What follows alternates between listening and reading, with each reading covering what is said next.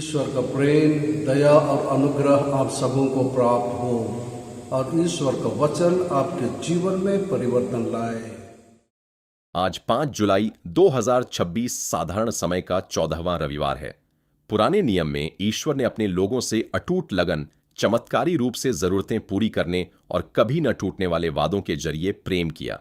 उन्हें किसी दूर के व्यक्ति के रूप में नहीं, बल्कि एक वफादार पति और दयालु पिता के रूप में दिखाया गया है, जो पीड़ितों को बचाते हैं, उनकी रोजमर्रा की जरूरतें पूरी करते हैं और लगातार माफी और मेल मिलाप का मौका देते हैं।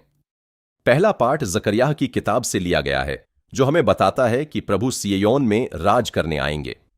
आज का पाठ पुराने नियम की एक मशहूर भविष्यवाणी है, जो मसीहा के एक शांतिप्रिय, विनम्र और सार्वभौमिक राजा के रूप में आने की बात कहती है। यह यरूशलेम में यीशु मसीह के विजयी प्रवेश और सभी देशों पर उनके अंतिम आध्यात्मिक शासन की सीधी भविष्यवाणी है।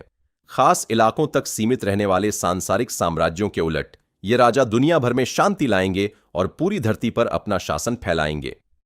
आज का दूसरा पाठ रोम के लोगों के नाम संत पौलुस के पत्र से लिया गया है। वे हमें बताते हैं कि जिन लोगों में ईश्वर का आत्मा वास करता है, उन्हें अब शरीर के अनुसार नहीं, बल्कि आत्मा के अनुसार जीना चाहिए। संत पौलुस एक विश्वासी के जीवन में पवित्र आत्मा की उपस्थिति से आने वाले बदलाव की सच्चाई को समझाते हैं। प्रेरित पौलुस यह स्पष्ट करते हैं कि भीतर वास करने वाला आत्मा आध्यात्मिक जीवन की गारंटी देता है, मसीह के साथ सच्चे जुड़ाव की पुष्टि करता है और ईसाइयों को पापपूर्ण आदतों पर विजय पाने की शक्ति देता है। आज का सुसमाचार संत मत्ती से लिया गया है, जो हमें बताता है कि यीशु परमेश्वर का धन्यवाद करते हुए प्रार्थना करते हैं, जिन्होंने खुद को दीनहीन लोगों पर प्रकट किया है। यीशु परमेश्वर का धन्यवाद करते हैं कि उन्होंने अहंकारी लोगों के बजाय विनम्र लोगों पर परमेश्वर के राज्य के रहस्यों को प्रकट किया। बुद्धिमान शब्द उन धार्मिक नेताओं और विद्वानों के लिए इस्तेमाल किया गया है, जिन्होंने उन्हें अस्वीकार कर दिया, क्योंकि वे मानवीय अहंकार और अपनी बौद्धिक श्रेष्ठता पर भरोसा करते थे। शिशु या छोटे बच्चे वे हैं जो अपनी आध्यात्मिक दरिद्रता को पहचानते हैं और सरल विश्वास और विनम्रता के साथ परमेश्वर के पास आते हैं। यीशु सर्वोच्च अधिकार का दावा करते हैं और बताते हैं कि परमेश्वर ने सब कुछ उन्हें सौंप दिया है। केवल यीशु के माध्यम से ही मानवता वास्तव में पिता को जान सकती है।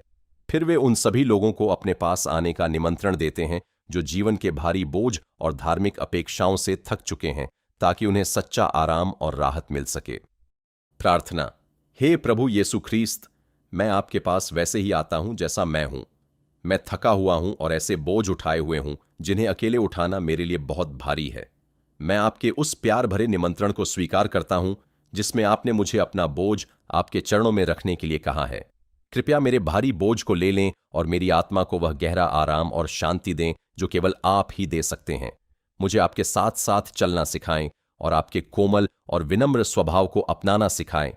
मुझे अपनी शांति से भर दें और हर दिन के लिए जरूरी शक्ति दें। आमीन।